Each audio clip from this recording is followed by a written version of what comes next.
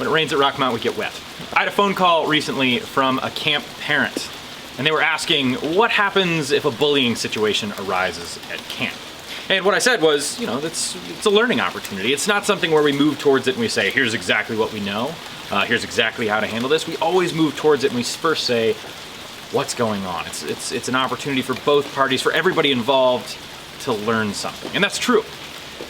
And I've given this answer, goodness, I don't know how many times, because it's something that does happen at camp. And it's a common question from camp parents and from campers in general. And this common question, for some reason, got me thinking recently.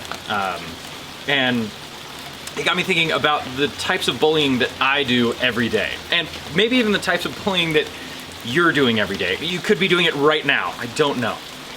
And that is self-bullying.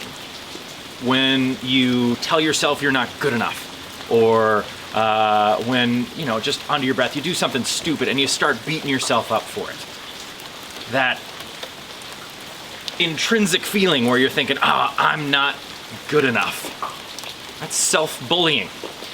See, Daniel, who's filming, hey Daniel, and I have this common story that we both come back to. Daniel was up on the mountain working with Scotty Oots, master craftsman, master tradesman, and somebody who is a good friend to Rockmont over the years. See, Scotty was creating a new seating up at our Inspiration Point fire pit, which Scotty also built. But he's putting in these benches, and so Daniel was helping him, and Scotty is putting in all of these benches, and Daniel's helping him mark out these locations, because we want to make sure that they're in the exact right place. And so it takes time. You have to measure these moments, you have to stretch out the string, put in these stakes, and make sure that everything is exactly how it should be before you start digging the holes and placing the concrete and putting in the infrastructure needed to hold these benches.